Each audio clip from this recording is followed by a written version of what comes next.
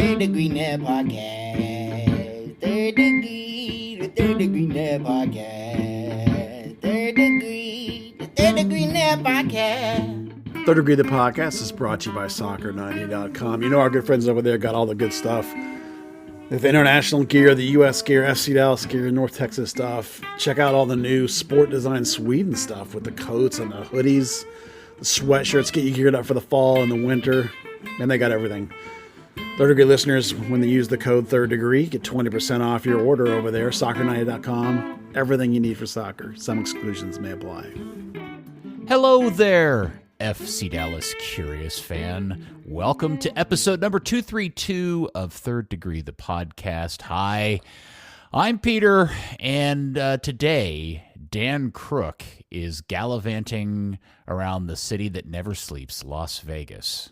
Wait, is it Las Vegas is the city that never... Okay. No, yeah. That's New York. Oh, that's New York. What's Vegas? What happens in Vegas stays in Vegas. Can you only imagine the things that Dan Crooke is into at this moment that we'll never hear about in Vegas? The debauchery. Yeah. Oh. Brats. Ugh.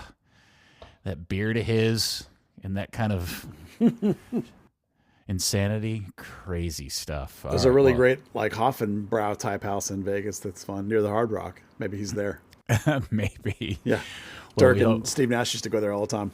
Well, I hope Dan is having too much fun in Vegas. And, of course, that voice is your hero. He's my hero. He's everybody's hero. He's the editor, founder of thirddegree.net and the original Buzz Carrick. Come in, Buzz.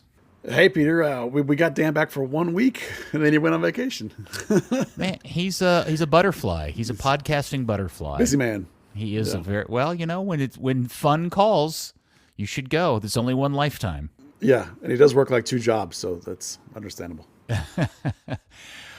Well, I got to be honest. I don't feel like he's missing much today here on the pod, Buzz. I don't mean to be a bummer right off the bat, but here we are. We joked about this at the end of the last pod. Is when we were last speaking, all three of us, we were kind of lamenting the fact or joking about the fact that Dallas had 2 home games and a road game to finish out the season. And really, you know, if they could just grab a win in a win in both of those last 2 home games, that would really set them up nicely for MLS Cup playoffs. But alas, Lucci comes to town.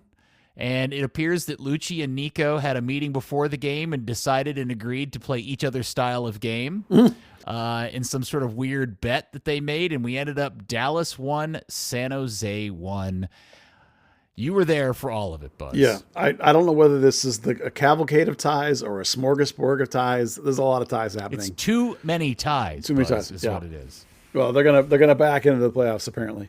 So yeah, I joked, but it really is true that Lucci came to town and played Nico ball, which was a very stable, very rigid 4-4-2 with very defined roles and positions. Did not want any of the ball. Had a very, very low possession percentage. Just was content to sit back. Of course, that was accelerated by the fact they got that early goal on a mistake from FC Dallas' defense. But nonetheless, they didn't want any Lucci ball at all, like you would normally expect Lucci's teams to play. And so Nico Carrera's team ended up with all the ball, and they ended up with something like 700 passes, which is very much the old school Lucci ball where you just pass it around endlessly. And don't do anything with it? Yeah, basically don't do squat with it. So that's the problem, of course, is that in the grand scheme of things, Dallas didn't particularly manage to do much with the ball. And the first half was really poor. I don't remember exactly how many it was, but I think they maybe had 2 or 3 shots in the first half, and not nearly the goal-scoring opportunities that you would expect them to have with such domination of possession, and a team on the other end that wasn't really wanting to play. But then the second half by FC Dallas was completely different. The second half was proactive and aggressive, and they created a lot more opportunities and put themselves in good positions to get goals, and ended up getting a goal outside of the game, but not enough to win the game. So still, a bit of a failure in terms of converting the chances. It still wasn't a high volume of chances. This team is never a high volume team, but they did end up winning the XG, which for me is only good to tell you that they did create opportunities to score. They ended up with a little bit over 1, and they got 1 goal. So San Jose was a little bit under 1, most of which came in the first 10 minutes of the game when they got the 1 opportunity and scored and then never did anything else. So it really was an absolutely fascinating game in its reversal of the tactics that you would expect. Lucci did Nico ball and Nico did Lucci ball. It was really weird. There are some things that you can take for it going forward, which we can talk about, some of which are in the midfield. But overall, just a really weird game in terms of the expectation versus the reality. Can we just stop for a second and lament the fact of how disappointing that is the product that we ended up on the field after all of our excitement of the lineup, which is the same lineup that we thought we were going to get for the postponed Colorado game the week prior, which had this feel of a lot of flexibility and possibility in terms of it being at least on paper, felt like more of an attacking 11 than what we had been getting out of Nico lately. Yeah, I think that was the thing that was nice about it, is if you remember, we went back to the previous game or two when the team played this 3-man at the back, 3-4-3 type formation. We saw a fair bit, and they completely abandoned the midfield and got overrun at midfield, and they had nothing to provide in that area. Well, this was the opposite of that, in the sense that they put more bodies into the midfield, and a lot of whom were really good passing midfielders. It didn't really have a pure 6, a pure ball-winning 6, and ended up with the 2 guys that can progress the ball by foot or by pass. And so in that terms, you expected there to become chances with it. And Yaramendi had this absolutely ridiculous amount of passes into the final third. I think it was like 17 or something, which is just an absurd amount of passes into that area. But they weren't able to really capitalize. Like the last pass, the last connection was sort of off, particularly in the first half more than the second half. But, we just did not see – we saw the offense there in terms of possession. We saw the offense there in terms of connecting passes and passes into the danger zones, but it didn't result in scoring opportunities, and that's a little bit of a concern. Well, I think it's a big concern. Yeah. Because that's what brings excitement and makes a team fun to watch and ultimately helps win games. And I guess the question is, what was the difference? You talk about the game being kind of a disaster in the first half, but much improved in the second. Was there something clearly changed by Nico between the two halves that led to that? I don't really know. It was the example of the disaster is that Dallas had 68% of the possession in the first half, but was outshot 8-2. So, that's what I meant by, like, it was Lucci played prototypical Nico ball, which is very low possession, but when you got the ball, you played forward in rapid transition and got opportunities. So I don't know what directly contributed to the change. Nico in the post-game press conference talked about a poor mentality when the game started. Maybe that they were feeling the pressure and that he had never really noticed a reaction to that before. That they had such a bad reaction to the moment like that. But he felt like, Coach said this, that he felt like that they adjusted to it partly through the first half, and in particular in the second half, they really accelerated the thing. And I think mostly it seems to be from what his comments were, that they just sort of talked about the buzzword of the season, which is mentality. They've been talking about it all year, and to just be positive and not be negative and try and be the protagonist. We use the word a lot, to just be active and keep going and not let it get to you. It just was a mental change to my eye. And I joked that did Nico go into the locker room and start throwing trash cans? Because that's kind of how they reacted, was like they just woke up and actually started to play. And when I read the quote about him saying that they reacted poorly in the start mentally, and I was like, oh, okay, I buy that. Then maybe he did throw trash cans to get it straightened out, because it really was weird how bad it was in the first versus the second. So do you... I guess the question is, if in fact we can agree that the 11 they threw out there for this game was by and large its most attacking 11 that you're going to get out of Nico in a game, yet the result is a really low level of opportunity creation and creativity. I guess the first question is, where is that falling short in that 11, or is it purely a tactical problem? And B, How in the world are they ever going to solve that? Yeah, well, some of the issue, I think, is that they used Obrian as a striker next to Jesus Ferreira. And so Obrian was more of the center channel striker. And so Jesus was given a role that was sort of playing off of Obrian, but also a lot of it was next to him and a lot of it was behind him. And there were big chunks where Jesus was going back and playing, deeper and trying to facilitate. And I've talked to Coach about this, and he's talked to Jesus about it, and I know Jesus is probably just trying to do too much, he feels like he needs to be on the ball more to help his team, and so if you end up with Obrian in the center channel, who, by the way, was my man of the match, we should talk about that. Funny enough, because when I watched the first half, Obrian was the player that seemed like he was interested in being the protagonist, interested in doing things, and was aggressive, was running people, and then put in a work rate the whole 90 minutes, and did not seem affected by the mentality in the first half. And so that's why he was my man of the match, and he did end up scoring the goal. But when you take Jesus slightly out of that center role, I think that hurts you. Regardless of Obrian's performance, I think that generally hurts you in your ability to produce things in the final third. It meant that, Areola was on one side. It meant that Velasco was on the other side instead of being in the middle. But, of course, Velasco plays outside in and ends up in the middle a lot of the times, sort of almost in the same space Jesus is in. And so you're not really getting these final box creations of opportunities and chances. Now, they changed all that. Not positionally, but in terms of the outcome in the second half. So again, I think it just came back to the idea of being proactive. We talk about this defensively all the time, that you can defend but still be proactive. And this was kind of the same way. They had the ball all the time, but they weren't making things happen with it in the first half. In the second half, they were able to make things happen.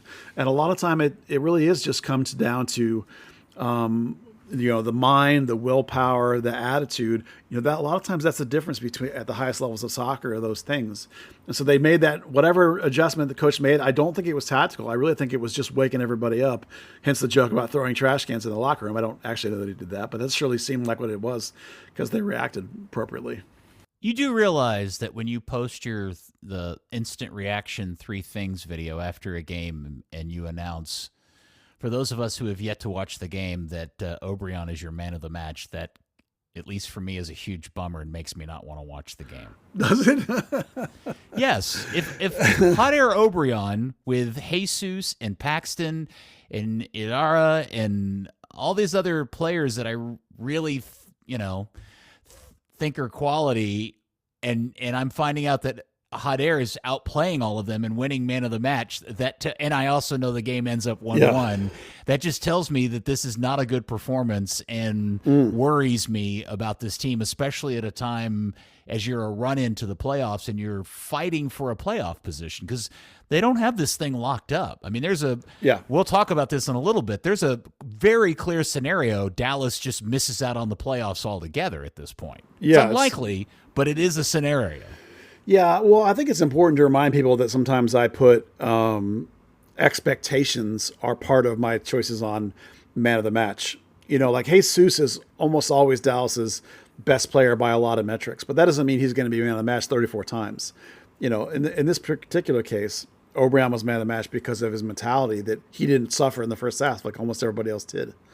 But you can't say that there weren't other people that were worth discussing. Like Armandi, like I mentioned, he had these 17 passes into the final third, which is just an obscene amount of.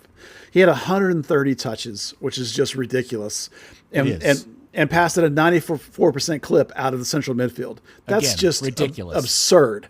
Those numbers, but we've come to expect absurdities from him. So, picking him again seemed a little because it's not like he unlocked these great assists or key passes. Like, again, it wasn't quite working.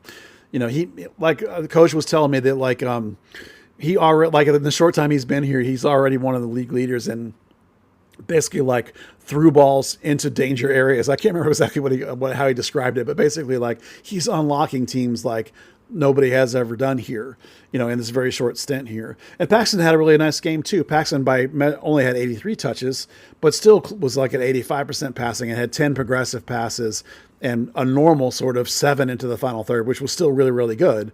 He just didn't have a game compared, by our comparison of what we expect out of him, with Obrian in terms of his mentality that was, to me, jumped out so much. So there were other people that had good performances, but you can also see those numbers being inflated by the nature of the game, the 700 passes by FC Dallas in the Lucci ball kind of way. So you're right that there's a worry here in the sense of, yes, this is the most offensive team they put out on the field, but we've talked many times before when a team goes into a low block, how hard it is for Dallas to break them down. That remains to be a problem. They still have not solved that issue of teams low blocking them, even with the Aramendi, who put up some staggering numbers trying to get balls into those good positions. That just shows you how difficult it is to break a team that is playing that way. Yeah, unless this team somehow figures out a way to get into the playoffs and make a really deep run, if not completely win MLS Cup, I have so many questions about where this thing goes next season, who's here, who's not. And I know that's all a future episode of this podcast. But, probably several. Yeah. It is, but I just think it continues to be this fascinating conversation about what feels like this never-ending cycle of unfulfilled promise. I just, It's like you can, I don't know, man. It's just, it's weird to me that we're at this point, and I said this the other day in the Discord. I may have even put it on Twitter, and then somebody called me out on it, which was my greatest fear in life, and this is an exaggeration, but it is a great fear I have in life, Buzz. Yeah. Is that FC Dallas wins MLS Cup playing like the 2010 Colorado Rapids. Yeah, or 2010 FC Dallas, for that matter. Okay, super defensive. And everybody was like, I can't believe you'd say that. I'd gladly take any MLS Cup. And of course, I would take any MLS Cup, and I would celebrate it with everybody. I would run around and cheer and wave my shirt over my head, and then much like I did when I was a small child on Christmas morning and my parents finally gave me a bike, and I stood there and celebrated, but quietly inside, and wrongly I might add, cringed at the fact that it was a Huffy and not a Schwinn. Yeah, not a mongoose. Yeah, not a mongoose. I'd forgotten about the mongoose. I was a mongoose guy. Yeah, I had with the mags wheels. Yep. Yeah, so, I'm with you, brother. Yeah, let's talk 2010 Rapids, and just for context. For people that don't know, 2010 Rapids finished, I think it was 5th in the West. And this is when 4 teams got in from each conference. But that one year, they did a weird thing where if you had a better record as 5th in the West than the 4th in the East, you got in. Right. So the Rapids went to the Eastern Conference bracket. Then there was an upset in the other half of the bracket, and the Rapids beat their team and advanced, and then beat like the third place team to get to the final. So the Rapids, who were trash most of the year, got to MLS Cup, and then proceeded to play put a box around David Ferreira and play pretty rough. And I think really thugged the game up. Although if you look at the fouls, they're relatively even. Dallas was a very defensive, very foul-happy team too. But, they beat the tar out of David Ferreira. And there's another discussion can be had by why Heath Pierce didn't play in that game, which is just an amazing stories all the way around. But the point is, I know what you mean, and I know why you fear that. Your fear is that Dallas limps into the playoffs with this don't spend a lot of money methodology, and then wins MLS Cup and reinforces that thing. And we're left with mediocre, middle of the pack Dallas for the next 20 to 30 years. So I totally get your fear. Yeah. Look what happened to Colorado. Yeah. They won MLS Cup, and there's a bit of me just trying to be funny in all of that, but it is honest. Like I do want this club to win MLS Cup more than anything else in my sporting life. Like there's nothing else I want more out of any team I support than Dallas to win MLS Cup. And ultimately I will celebrate it no matter how it wins it. I just would prefer it if it came with some sort of level of being a team that is fun to watch. Yeah, that's fair. I totally understand. And that's one of the things where I've always said all along that, it's hard for fans to understand that generally speaking, we've been relatively blessed in Dallas in the sense that they're pretty consistently in the top half of the standings. They're pretty consistently in the playoffs. They've only missed 8 times in 29 years now, but that's not the same as what you're talking about, which is enjoyable, fun, attacking soccer versus the couple of times that Dallas has gone really deep in the playoffs and had their very best teams. They've mainly been pretty defensive teams. Even Oscar's teams, which at times can be really sexy, were often defensive teams that counterpunched, kind of like this current team does, in some ways. So I know what you mean, and I understand why it's your fear. Yeah, I feel like we just keep saying the same thing every week on this podcast, which is lamenting how maddening it is that this team is performing at this kind of weird middle of the road, hey, we're doing whatever, just grind it out kind of performances, whatever it takes to get the point, or maybe playing not to lose more than to win. And it now officially for the last 7 weeks, or approximately 7 weeks, of 6 of those games, we've gotten a draw. Yeah. Right? Yeah. Now, here's the other part. I said this last week. Are we looking a gift horse in the mouth? Because in that exact same period of time, they've yet to lose a game. Yeah. That's an interesting question. And a coach told me today that there's a stat that this company that they use that does a lot of metric stuff. And one of the stats is, how many times you find yourself basically point blank on the keeper with a chance to score. And Dallas is like 3rd or 4th in the league in that stat.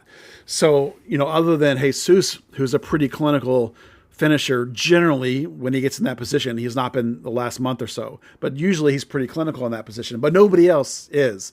And that's been a running theme all year. And I think the reason why the Hunts hired this coach in the first place is that he is more like Oscar in the sense than Lucci. Oh, and really, in a way, probably like Schellis's too. Schellis's teams are very defensive. They like these coaches who can use the Hunt way, which is the academy and mid-tier, mid-price journeyman veterans from South America or Europe. They're not going to go spend a lot of money. Maybe get a couple of solid Americans here or there, but we expect you to be able to compete with that, right? They're not gonna do an LAFC, and I get it, man. That sucks sometimes as a fan. But I think that's why we end up with the coaches we end up with here, is because you have to be able to convince them that you can compete with that. And that's why Dallas plays the way they play. Yeah. But I do feel like that all of that also fails to give credit where it's due to the Hunts and Zanata in making the moves that they made last year to get Areola and to get Leggett and to get Velasco previous to that made this team last year the exciting, or at least more exciting team than it has been this year. And also the unfortunate situation of circumstance, injury, personal stuff going on that kind of removed a lot of those guys out of the equation for much of, if not all of this season, which I think is the real reason why this season's been such kind of this stagnant thing. Yeah, what a conversation will we be having, because the defense is pretty much putting up similar numbers to last year. If Areola doesn't fall off, if Leggett doesn't fall off, if you don't have this rash of injuries we've almost never seen a rash of injuries like this before in a single season here. I mean, It does happen, but it hasn't happened here particularly. So, like, if you don't have those two confluences of things, where would this team be in the standings? We'll be having this conversation.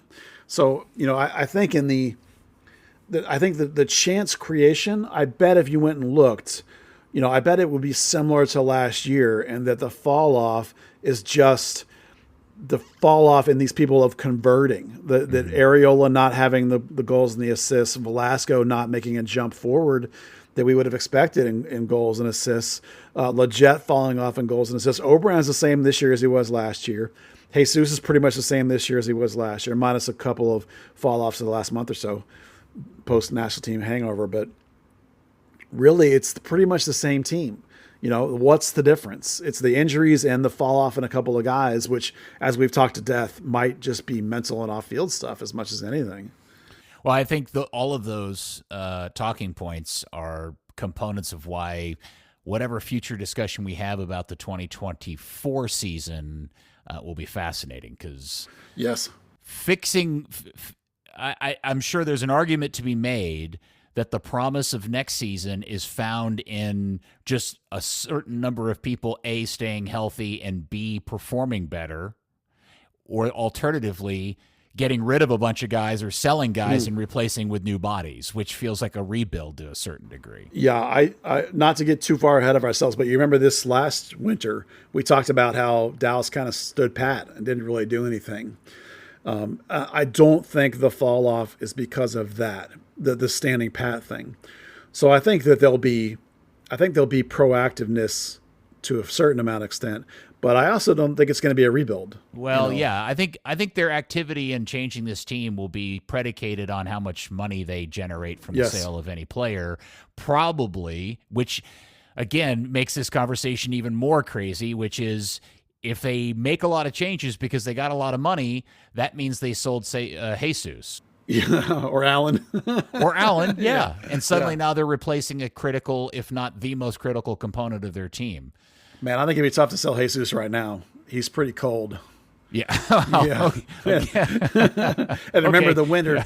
There's New conversation. There's no money in the winter. Remember, the money's in the summer. That's when the problem. So it's like foreign money. I mean, because that's mid-season for them, not beginning of season. So there's more money on the table for various people in the winter, in the summer than the winter. Come on, Buzz. He's going to get hot here in the next week, right? I mean, he could. Leading into the playoffs. That's the thing. Like, if they get in, that's the thing. Is like, because they keep every game really tight, all these ties, right? All you have to have happen to this team to be incredibly successful and make a run is say Jesus gets hot. If he bangs in a goal a game or 1.5 goals a game in the playoffs, they'll march all the way to the cup, because their defense is good enough that the game will be 0 or 1 goals from the other team. And so does Jesus get you a goal or a goal and a half every other game or whatever, and then you're marching on. So, I mean, that's the way this team's built, and that's all it takes. It's just for him to sort of find it again all of a sudden. It's crazy. Kuminga will be healthy. He can steal a big game. Oberon every once in a while steals a game. Maybe all of a sudden Ariola shows up. We'll see. He was getting better lately, so... I mean, there's a lot of ifs and buts there. I'm sure they're not going to predict any of that. I'm just saying, you among all these 7 or 8 ties is the 3-1 smashing of Real Salt Lake, who, by the way, is way up there in the standings compared to where Dallas is. They've fallen a little. The damn league is so tight. If Dallas wins both these games, they could be 4th. It's so stupid how tight the West is. They're not going to win both of them, but we're likely to tie both. No, you're correct. So just so everybody knows, the way this is played out is Dallas is in 9th on 42 points, but with a game in hand on everybody that's around them with the exception of Salt Lake, which also has 2 games. Now, Salt Lake's 2 games are both on the road, at the Galaxy and at Colorado. So I guess if you had 2 road games to be had, those might be the 2 you'd wish for the most. Same 2 games Dallas has.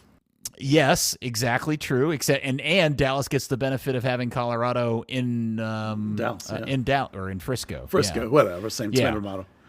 And I haven't quite figured out if this actually plays in Dallas's favor or not, Buzz. And maybe the answer to this is obvious, and you'll go, "No, Peter, duh." The reality is if they're going to get caught, Dallas, it's either by Kansas City or Minnesota, and those 2 teams play each other on decision day in Kansas City, and they're a point behind. Yeah, it's so hard to really say because there's so many teams in that pack. You really have to look at everyone that's not clinched: Portland, San Jose, Dallas, Kansas City, Minnesota. Those 5 teams, there's 5 teams for 3 spots. Mm-hmm. So the fact that 2 of them play each other, if they tie, that benefits Dallas. But if one of them wins, that team jumps up and makes it harder for you. Well, but here's the problem. If Dallas was to lose out, God forbid, and Kansas City and Minnesota tie, if I understand the tiebreaker correctly, Kansas City would be the 9th seed team because the first tiebreaker is total numbers of wins, and Kansas City has 11 and Dallas has 10. Yeah, it sounds like they would be out, but I don't know that if one of them wins that wouldn't just be the same thing because they would jump ahead of you. No, you're right. I'm just saying, you're correct. I'm just saying it doesn't require Kansas City to win that game. Yeah. For them to actually leap Dallas if Dallas somehow completely farts 2 of these last 2 games in a row. Yeah. But Minnesota winning, I don't know. That would be just as bad, because then they'd be on 44, and you'd be out. So yes, correct. Effectively, it doesn't matter what anybody else does, because Dallas has 2 games, right? I mean, their magic number is, I think, 3. So like 2 ties doesn't even get it done. Because so if Dallas was to get 1 draw out of these next 2 games and go to 43, and Minnesota wins that game, I'm sorry, if Dallas was to draw the next 2 games and just continue with their form and end up on 44, right, and Minnesota won the game over Kansas City, I'm calculating quickly, so they both would Minnesota would then also beat Dallas on the first tiebreaker of total number of wins. Yeah. And you would need somebody ahead of you. Like if one of the teams behind you won, they would jump you, but one of them would not. And you would need somebody that's on 43, either Portland or San Jose, to lose. Correct. Then you could tie your way in. But that's what I mean. Like, you can't tie your way in and get it confirmed. You have to have help if you tie your way in.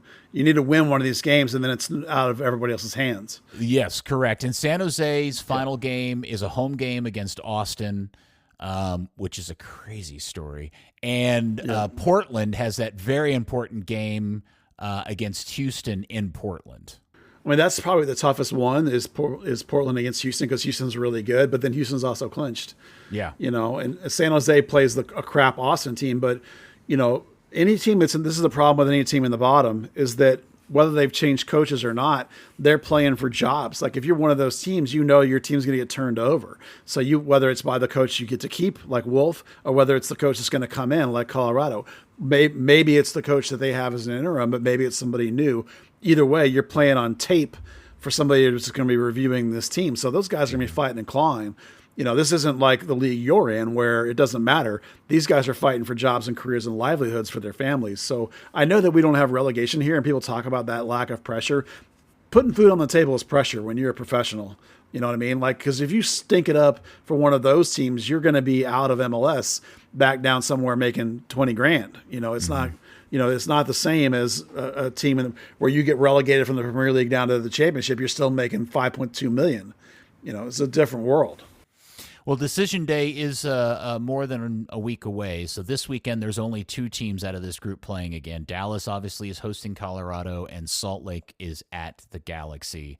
And once those 2 games are played, decision day, the impact or the value of decision day will become far more clear, because Salt Lake could be, after that game, arguably Dallas could be but just behind Salt Lake, ahead of Portland going into decision day. Salt Lake could be as high as 3rd going into decision day and pushing, so everybody's going to want to battle for position, because certainly you want to be one of the 4 home field advantage teams. Yeah, if you win this Colorado game, this game in hand, then you've clinched. But that doesn't mean that the Galaxy game's not important, because you don't want the play-in game. You want to be one of the teams that gets to have a little bit of time.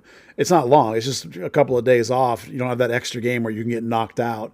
And there is a series happening here in the first round. So there is a home field advantage to it. Maybe it's not as critical as if it's a one-off, but there still is value there. Mm-hmm. So you're definitely playing for stature. You want a worse opponent than a better opponent. So even if you win the Colorado game, and by all means, you definitely need to win the Colorado game, because you don't want to put it into going to LA to win, win that last game, because they're going to be fighting for jobs, and they would both those teams love to screw with Dallas and knock them out.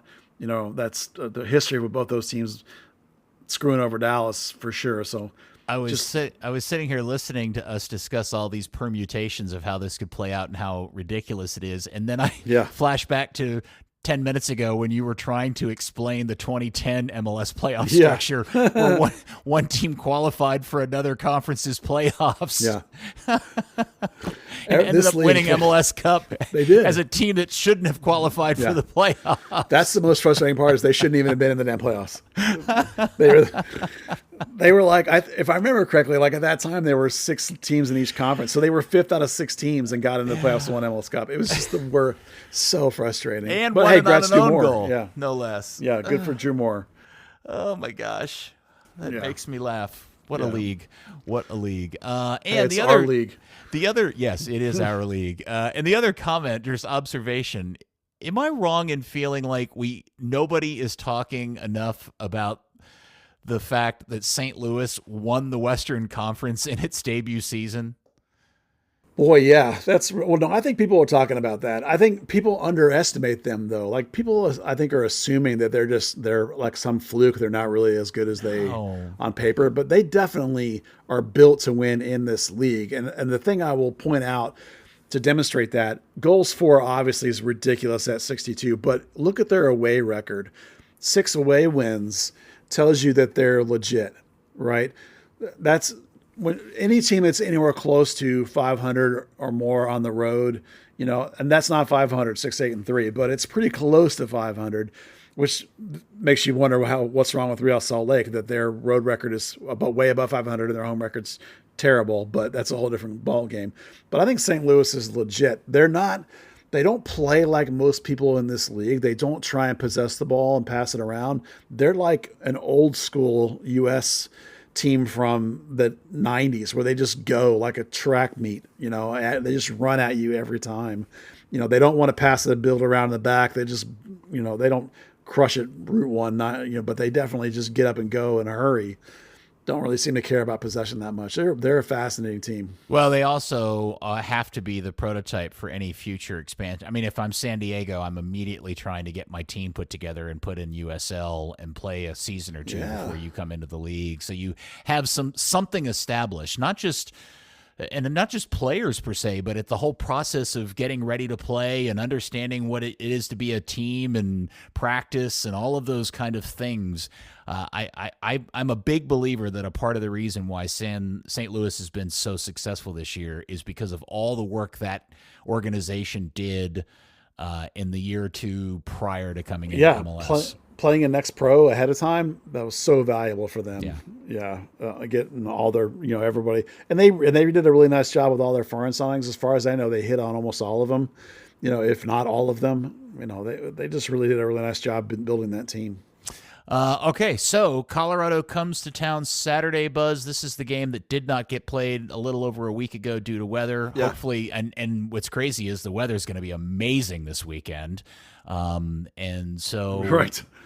What do you think Nico rolls out? Is he just struggle for the point, or what do we do here? No. I think, well, first off, I went to train today, and it was a really nice energy to training.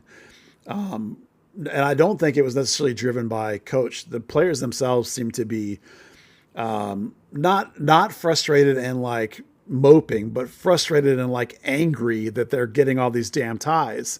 And so there was a really positive and aggressive attitude, which I really liked seeing, because sometimes you get a team that's feeling sorry for themselves and they just kind of mope a little. This is Side question. Sure, go ahead. How much of that vibe do you think is tied to the fact that they're out there practicing in 70-degree weather? Oh, I definitely think 98-degree weather.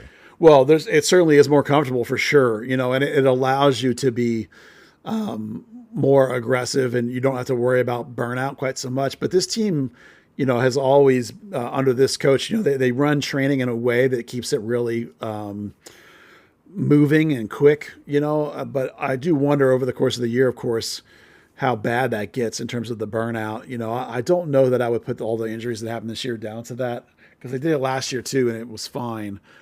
So I'm hoping that what I'm seeing wasn't just weather related, but actually was the mentality related, because there was an aggressiveness to it that was really nice, both mentally and physically. So that was real positive. I will say that both Yaramendi and Facundo were not in training, and I did ask about that specifically. Yaramendi was jogging on the side, and he said basically they're just both old dudes and they're just protecting him a little bit. Basically, they don't want to have either one of those players, get lost for the back of the season. So it's a little bit of like Mauro Diaz style, physical management. Even though they're only playing once a week, they're not spring chickens, those two guys. And so Jose Martinez, who's not a spring chicken either, was in there, but Facundo and Yaramendi both just precautionary sat out. So while like you might look on paper and say, oh, I'm a little worried about whether they'd be available, coach said, no, there's no problem. They're both going to be available. So even though they didn't participate in training today. But in terms of what you'll see on the field, I think they really liked the offensive set that we talked about, the double 8 look. Now, in execution, Iramondi sat deeper and played that 6 role not quite, but almost like a single pivot. Paxton was always dropping in next to him all the time, but he basically stayed there as the fulcrum and slung the ball around from there. They really liked that, and they really liked what O'Brien gave them up the center channel. I, of course, was immediately worried about, well, what does that mean in terms of Jesus walking around the field, and where is he going to be, and is he going to be in the right positions? Coach obviously knows that that's a problem and has conversation with Jesus about that. So I think you'll see something very similar to what you saw last game, in fact. I don't think there's going to be any more rotation at all going forward. I don't think you have to worry about man management in the game, particularly, obviously giving Iramondi and Facundo Wednesday off is no big deal. That's part of that process. But I did question him on, it seems like that you've stopped rotating the center backs. And he said, yeah, that battle pretty much has been solidified with the combo that you're seeing. That we all know that Martinez has this problem going 90 minutes, with the legs and the heat and various things like that. So you might see Martinez a little more, but you won't. I think you'll see Ibiaga and Nkosi the rest of the way as your center back combo. Ema's been doing pretty good at right back, and then that Paxton Iramondi combo in midfield was really good. I don't know, no reason why you wouldn't see that again. And then, which just leaves you Areola, Velasco, O'Brien, and Jesus up front. I don't think there's not anybody, in my opinion, and I think most people would agree. Like, if you watch this team play, there's nobody that's not in that starting group that's like beating the door down. Like, I need to be starting. Like Kamungo has his moments, but when you play him over the course of 90 minutes, there'll be big chunks that aren't right. Dante Sealy's same thing. Moments that are really good, but moments that are not so great. You put Facundo back in there, yes, defensive stability, some steel, but you lose something in terms of the ability to pass forward or dribble forward that you get with Paxton and Iramondi. Now, I would have before been worried in terms of that double combo. Like, is there somebody that's going to win the ball back enough in those positions? But then you look at what Iramondi does with his recoveries and interceptions that are just blowing everybody else out of the water in terms of this team, in terms of the numbers he puts together, which, by the way, is a circle back to the point I tried to make a couple months ago about how I hate people that tackle too much. I prefer a 6 that intercepts and recovers. That's what you saw when Iramondi played 6 this week, was the kind of 6 I like, which is intercepts and recoveries, not flying 2-footed studs up bullshit. So you prefer Iara to Facundo? Oh yeah, yeah. Oh my God, yeah. Because if you ever wanted to kind of demonstrate your differences between those two styles, those would be the two players to point to, I think. Yeah. The only way it could be worse is if you went back to Daniel Hernandez and the way he just destroyed people. Yeah. I don't occasionally mind. Now, let's be clear. I'm not talking about a tackle where you run up to a guy and you take the ball away from him and move away. I'm talking about like when you sliding and wiping dudes out. That's the kind of tackling I don't need or want. To me, that means that you've made a mistake. And so Facundo is not a flying 2-footed reckless like that, but he definitely is not the progressive passer and game reader and pass cutter that Iramondi is. Well, I'm gonna say I bet Facundo goes to ground more in one game than we've seen Ilara go to ground the entire time he's been here. Yeah, I would imagine. Yeah. I would be hard-pressed to remember a single time that Iramondi has done that. Right. And Coach and I even had a laugh today about, we always circle back to Messi with this, is the quit running thing, because Iramondi doesn't run hardly either, but he's always in the right place. And there is still a quality to the reading what a guy that started in La Liga for 12 years or whatever. There's a different caliber of player there than we have yet to see in this league, from a domestic, coming through homegrown or whatever. I just whacked the crap out of my mic. So, to me, I think there's a way forward with that sort of look, whether it's a pure double like we kind of saw last time, or whether it's typically, in that game, Iramondi was definitely the stay-at-home player and Paxton had the freedom to go, but he wasn't like up next to Jesus or anything. He definitely was it definitely was more of a double kind of combo in my mind in there. Have you had a conversation with anybody, Nico in particular, about Ilara's future here and the likelihood of him re-signing and staying for the 24 season? I have not. I kind of was waiting sort of towards the end of the year on that. But, I mean, just having a conversation with Coach about him today and how good he is, I can't imagine that they won't pick up the option. The whole idea of having it just be an option was so that, like, if he came here and was just can't cut it anymore, that you would be like, hey, you know what, thanks, that's good. But, like, obviously he can. Yeah. I mean, the numbers he's putting up are just obscene.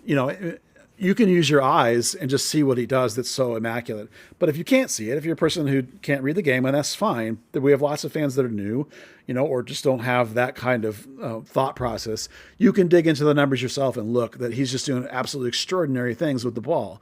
You could just trust good Buzz. Yeah. And that if Buzz tells you he's kicking ass, just take it and assume it is so. or any coach that that'll watch the game will tell you that dude's just doing amazing things. Now maybe they weren't sure that he would be more of a kind of like this 6 role. Remember they talked about him being an 8, but there is still a place for a guy, depending on who you're playing.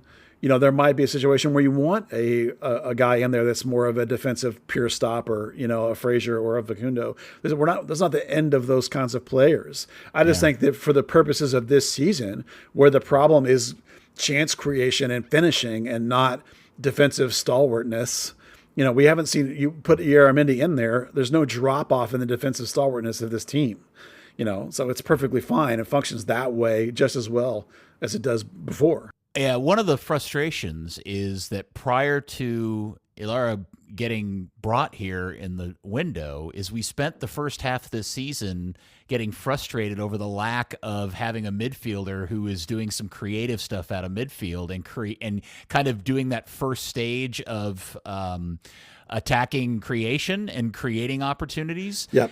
Not in the box or in the final third, but somewhere between the middle third and the final third. You know what I'm saying? Yeah. And now they've got a guy that's there and is doing it at an extremely high level, and they don't seem to have the next step of it to take all of that creation and turn it into actual opportunities.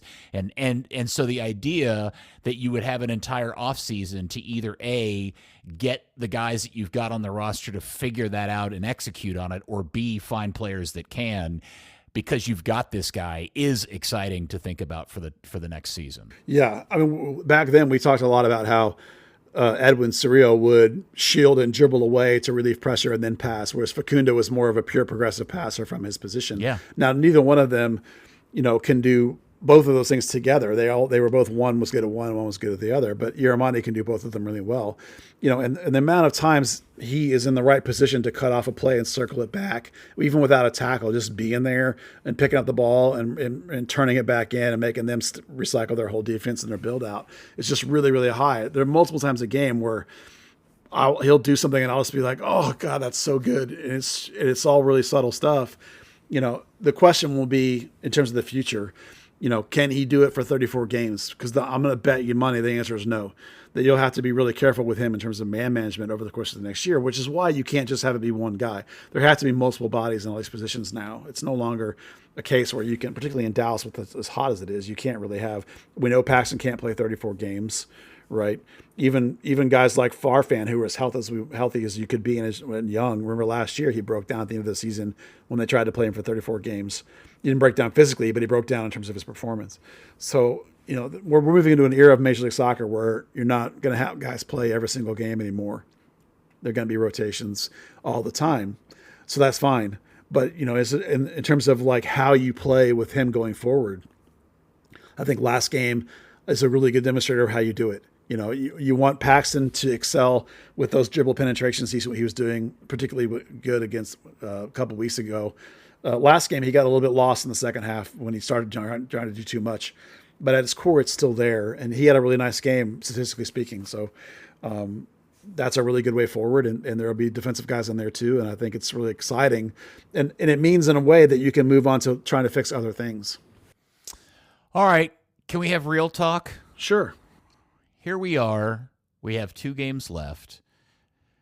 I think it's not unfair for us to make the declarative statement that Dallas has to win this game. Yeah. It's not technically a must-win by any definition, but in a lot of ways, it really is a must-win game. They've got to beat Colorado at home at this critical juncture of the season. Yes. Yeah, if you can't beat a 5-win team in your home field, you don't deserve to make the playoffs. You're right. Mathematically, you could just beat LA in the last game, but this is the game in hand. This is the game you don't want to rely on having to go on the road and win when your road record is 3-7-6. Right? Right. That's bad. So your ability to win on the road this year is particularly poor. Last year was much better. So yes, this is as much, without it mathematically being a must win, this is as much of a must win as you'll see. Okay, but here's the problem. Yeah. We've been watching this club since the very beginning. I know. Who is Dallas's bogey club? Who has Dallas's number more than any other MLS club in the 20 however many seasons we've been watching this wonky thing? Colorado. Right, exactly. Colorado is terrible. Let me just put this into perspective. In the last 12 games, Colorado has won 3 of those games. 2 of those came against Austin at home and New England at home. Do you know who the third team was that they beat at home? No. Dallas. Yeah. 2-1. Way back, almost 3 months ago. Yep. That also, MLS Cup is out there. The Rapids have won 4 of the last games between the two. Yep. Yeah. Anyone that, and playing for an interim coach, like I said, trying to win jobs. If anyone ever doubts what we're talking about with Colorado, go look up the history of the teams that have eliminated Dallas from the playoffs or from the regular season, and you'll find that more than any other team, it's Colorado. Year after year after year, Colorado has caused this team problems. They always do. I don't know why. I don't know whether they overlook them or it's the altitude or whatever it is, because it's been here too that they've done it. It isn't just on the road all the time. So, yeah. Dallas has the better all-time record against Colorado. It's 35, 28, and 18, and Dallas, amazingly, has a really stellar record against Colorado here in Texas at 26, 8, and 7. But that all completely does not jive with how my sensibilities are about Colorado being Dallas's bogey team. No, you have to keep in mind the context of games. Dallas wins a lot of games that don't matter. The games Colorado screws over Dallas are in the playoff games or these end of the season knock them out of the playoff games. It happens. It's happened 10 times maybe this team's knocked Dallas out of it. It's just ridiculous how awful it is. And anyone that's been around the whole time knows that it's you ask fans from day one, they all hate Colorado because it's happened time and time and time and time again. You think Nico's sweating this at all? Oh, I doubt it, because I think he believes in his team. Okay. And I don't think he's feeling any pressure either. If people are worried, think that this coach is going to get canned if they miss the playoffs, I don't think there's any chance of that at all. It's too blatantly obvious that without the devastating rash of injuries, we're not even having these conversations at all. Or it's too easy to claim that. Maybe you might think that that's not true, but this is also the same ownership group that fired their manager after selling off his critical holding midfielder before the start of the season. Yeah, but that was also 3 years in, and the trend was going the wrong direction. And you can go back to when Morrow got canned. It was because there was a really embarrassing loss. And Clark got canned when Colorado knocked him out of the first round of the playoffs when he was in first place the whole season. Mm-hmm. So they have emotional reactions occasionally. I don't think this would be one, because the setup of the horrible stretch of games from those injuries was followed by this rebirth of good performances in Leagues Cup, and then a rash of not losing. They haven't lost in a long, long time now. So yeah. I think that he'll be able to. I don't think that there's a worry that the team would get. Well, I didn't mean to drag you to that point. That's not. That's all right. No, that's fine. It's a good discussion. All right, 7:30 on Saturday. Colorado in town. Critical. Yes, Dallas really, really needs to win that one badly. Yes. This week, we also found out that the U.S. women's national team is coming back to Frisco, which is exciting, this time against China on December the 5th at Toyota Stadium, so that'll be a lot of fun. I think they're playing China twice. They are. In that window, and the second of the two games is the game in Frisco, so that'll be fun. Have they announced a new coach yet? Honestly, I don't pay that much of attention. I just, I thought it's fun for people to be able to go to the game. It's off World Cup cycle now, so it's way off my radar. I don't think they've hired a coach for the women's team yet. I think it's probably still part of the goodbye Megan Fair and Fair, if that's your cup of tea or whatever. Other players that are leaving. Okay. Also, hey, I don't know if you even know this, Buzz. The U.S. women's deaf national team won the world championship last weekend, and there is a Dallas resident on that team, Ashley Darrington. I've been to a couple pickup games that she's played at. She's a really nice person, and so congratulations to them as they won that. And I do know that because my wife is actually really, really good friends with one of their coaches. So I've actually been to a deaf team camp. Cool. And watched a little bit of it. And my funny story of that is that one of the people that helps out coaching that team is Joy Fawcett, the American great. Oh, yeah. And she came up to me and because I was with my wife who knows her, and she was like, "Oh, hi, I'm Joy." And I was like, I literally said, "Oh, I know who you are." I was like, "Yeah, I know who Joy Fawcett is." And what did Joy say? Yeah, she laughed and chuckled. I said, "It's really nice to meet you." But yeah, I definitely know who you are. Yeah, one of their coaches is a goalkeeper coach that's really good friends with my wife. So Amy, her name is also Amy, strangely enough. Former U.S. goalkeeper. And then back to this other part, we got a bunch of US-23 call-ups, including the best story going on in the league, which is Bernie. Yeah, super cool for Bernard Kamungo to get a U23 call-up. Now, remember, he is Tanzania eligible, and they called him up, and he did not play because his passport didn't arrive in time. So he's still U.S. eligible. He doesn't need to file a switch or anything. So he's been invited to this camp. I don't know which way the young man will choose to go with his national team career, but whatever. A U23 camp is awesome for him. Even if he chooses to go with Tanzania, which is his prerogative, it's still great that he'll get this camp because it'll be really good for him. And some people have lamented that he's missing for the Rapids game. It's like, dude, if you can't beat the Rapids without Kamungo, you don't deserve to be the Rapids. This guy's not a starter here. It's much better for him to go to a U23 camp than it is to be here and sit on the bench. And Tanner got called up in that same group, did he not? Oh, yeah. Tanner did, and so did Johan Gomez, who's the older brother of Jogo. Johan played for the academy and a little bit for North Texas, and he went to Germany and plays in some lower division in Germany. And then the other player that's on that list who's FC Dallas connected is Jonathan Tompkinson, who's the kid at Norwich. He's out on loan, but he's a center back. He played for FC Dallas and Solar both, more Solar than FC Dallas. But he was a wide player for FC Dallas and then played a little bit of center back, but wasn't my first choice center back here. And he went to Solar, and Solar made him a pure full center back. And then he went to Norwich at U18. He went over there on his own, and he's worked his way up through there and has made his first team debut since then. And so he's also in this camp. So cool that a local kid, most people call him JT, has broken that far on his own. Really nice to see. A teammate of mine on my beer league team got to go to a Venezia game last weekend, was in the stands when Tanner scored that goal for their big win that last weekend. And very cool. That is really cool. I got one more question about Bernie. Okay, go ahead, Bernie. Yep. Sorry, I don't mean to jump on you. No, go ahead. You've watched him a lot more than I have. Mm-hmm.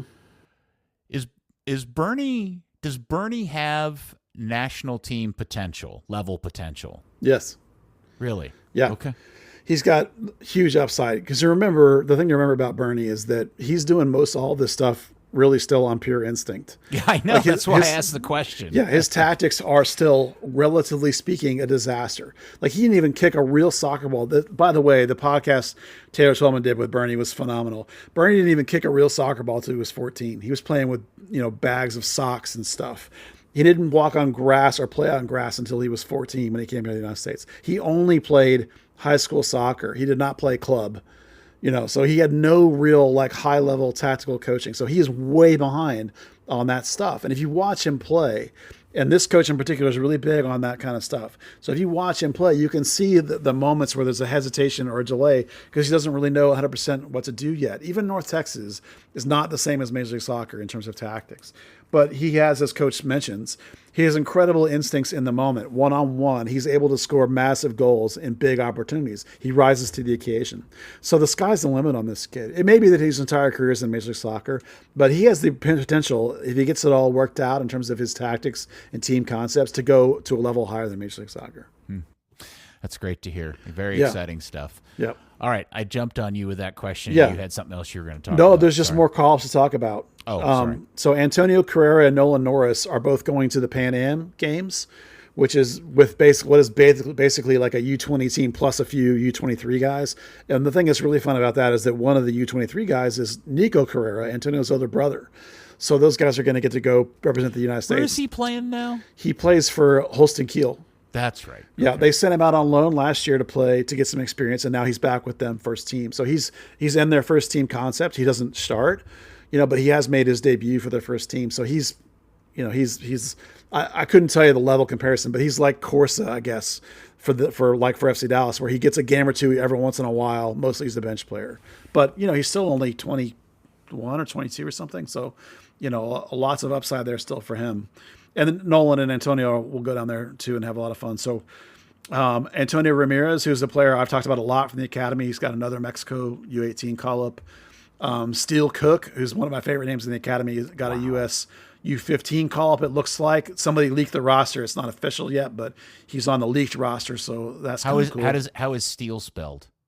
Steel, Steele, like metal. Okay, I didn't know. Steele's his nickname. His okay. actual real name is something else, but everybody just calls him Steele Cook, and he calls Kevin himself that. I don't remember what it is. It shows up on the roster as something else. It's Chris.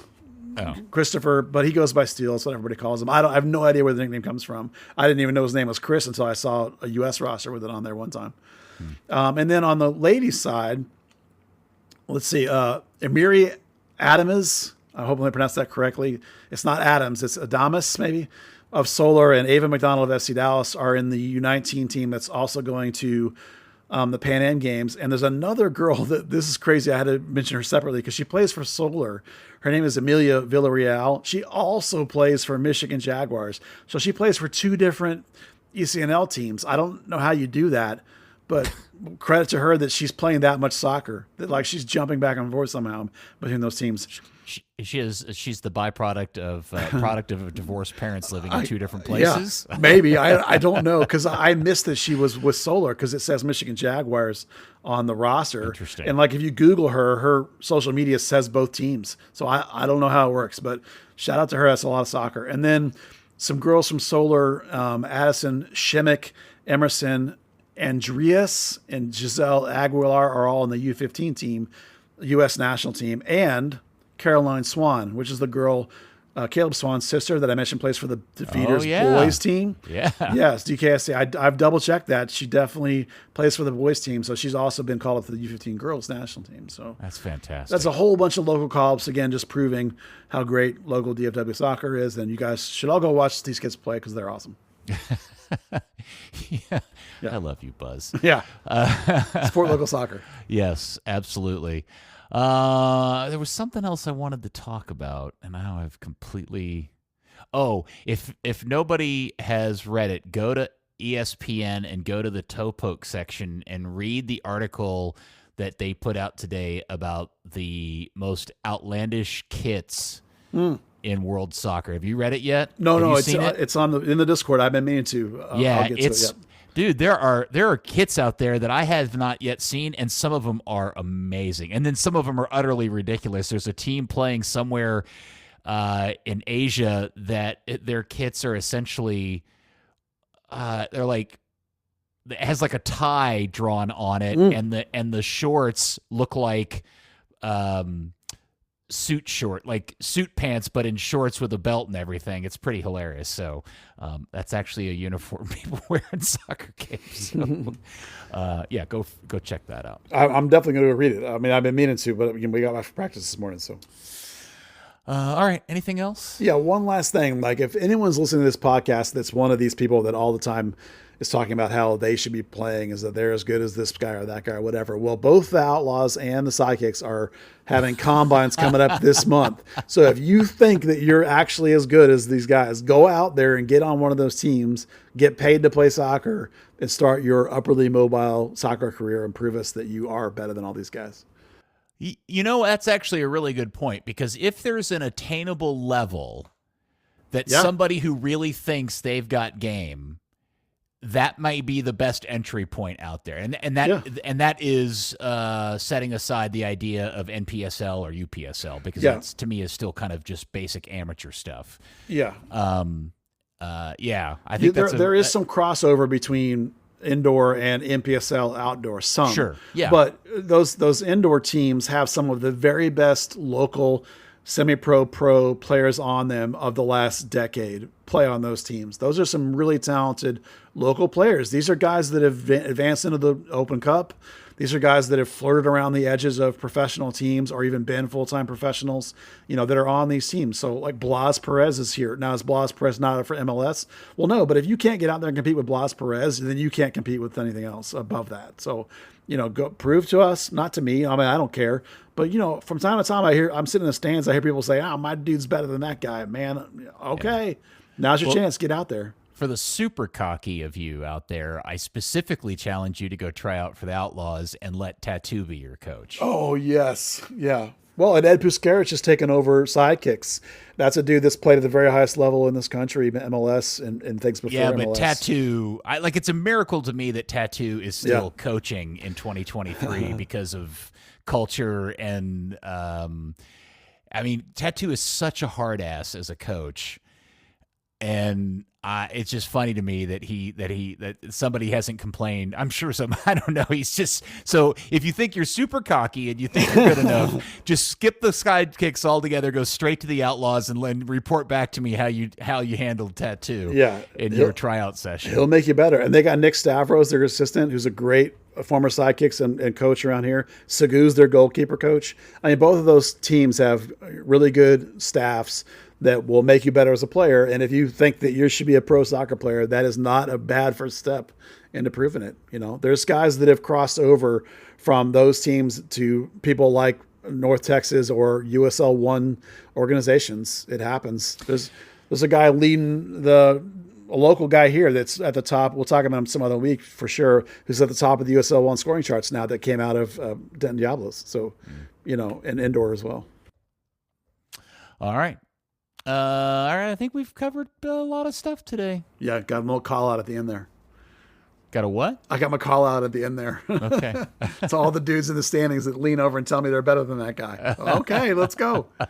Yeah, you probably do get that a lot, Buzz, because you're that guy everybody thinks is somehow the conduit to their future pro career, which is, if I just tell Buzz I'm better than those guys, maybe Buzz will point me in the right direction. Well, Buzz has now pointed you in the right direction. Go try. The one I get even more is the people that tell me that Dallas is missing some kid or something, or that there's some segment of the population that they're not reaching. And I'm like, they scout. You might be right. Aggressive.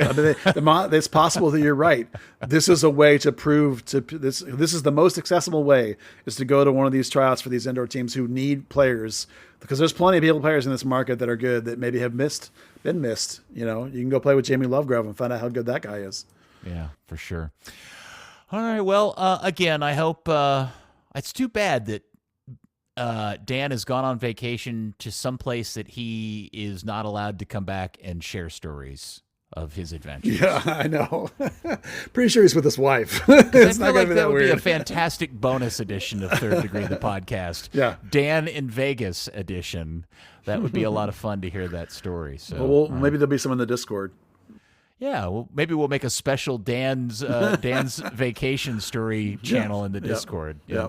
Which, by the way, feels like a good time for me to reiterate to everybody that if you are not offering up some sort of tithing to Buzz through his Patreon setup, you should be doing that, because not only does it get you access to his fantastic individual podcast episodes that he calls Burns, which are just short little informational kind of insight into the club or answering questions that are asked of him. But it also gives you access to Buzz's Discord, which is, for those who are not aware, which is a platform that allows you to have just chat rooms with other like-minded people. This one obviously focuses on FC Dallas, but soccer in general, and it's a fantastic community of good human beings. And it's worth every penny you decide to give Buzz, whether it be $1 or $1 billion. I don't have a $1 billion tier. Maybe I should make one. You should.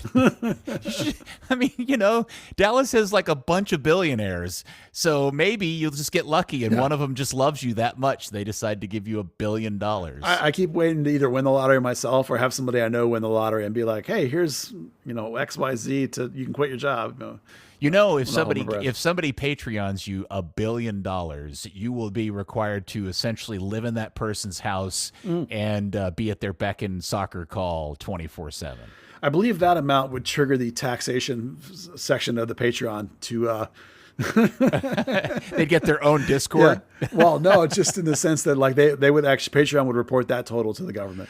Oh boy, would they ever? Yeah, that part would get taxed. Yeah, they would take their 10%, and then they would take their 10%. Yeah, they would absolutely take their 10%. No, well, that's true. If someone wants to give me $1 billion, let's skip the Patreon and go straight.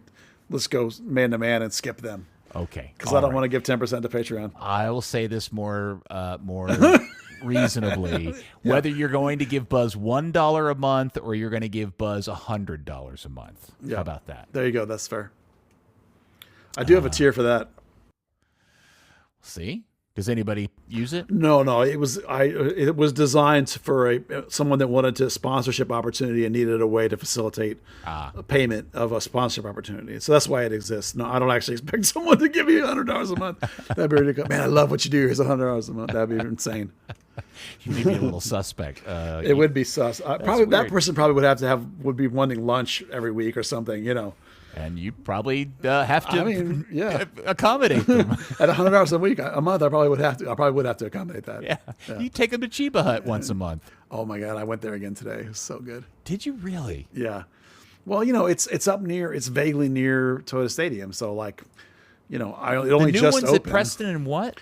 It's just south of the tollway off Preston. I say just south, like a mile south of there. So it's where is it? Like on a shop? Is it on one of those little? It's on the east side of Strip Mall. Yeah, it's near if you know where the Hacienda Ranch is. Oh, okay. North Preston. Yeah, it's right there. Okay. Yep. All right. I went to the one in Deep Ellum like a year ago, and I enjoyed it. It was great. But it was also not very easy to get to and convenient for a weekday lunch. So. I mean, I love that place. I never went to the one in Deep Ellum. That's really difficult to get it out of. The one in Preston is super simple. It's in a strip mall. Well, I wish I'd thought of that because I was up in Plano for a meeting this morning, and I was trying to think of a place to go to lunch, and I totally never even thought about it. So there you go. Yep. Okay. So I had a salad instead. Nothing wrong with that. Yeah, there kind of is. I know. When there's Very cheap about it. Yeah. Third Degree, the podcast, has been brought to you by Soccer90.com. They got all the soccer stuff you can need. European gear, FC Dallas gear, North Texas Soccer Club. Man, they got it all. They got the new winter stuff. Pretty cool. Very classic stuff for that. They're good for years and years. Soccer90.com. Listeners from Third Degree, the podcast, get 20% off your order when you use the code Third Degree at checkout. Some exclusions may apply. All right, Buzz. Thanks so much, man. Thank you, and thanks for being here, Poston. Yeah, always. And hopefully Dan will be back next week. And thank you, you FC Dallas Curious fan. We will speak to you next week on another episode of Third Degree, the podcast. Vegas, baby, Vegas.